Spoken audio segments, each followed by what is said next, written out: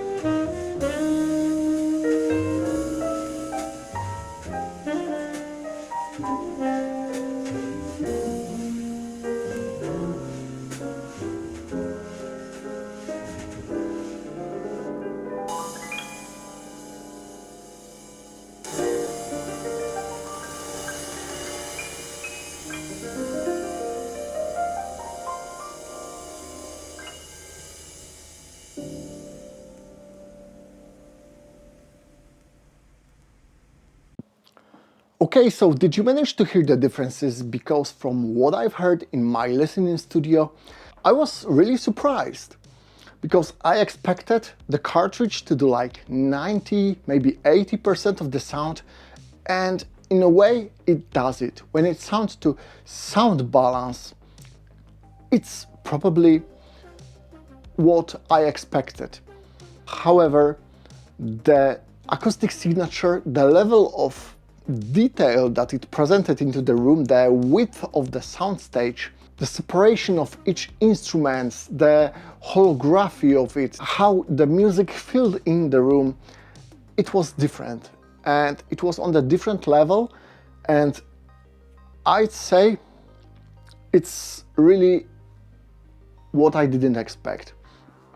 Because my friend wanted to get the turntable after he listened to the acoustic signature in here, so that's why he was interested in the project.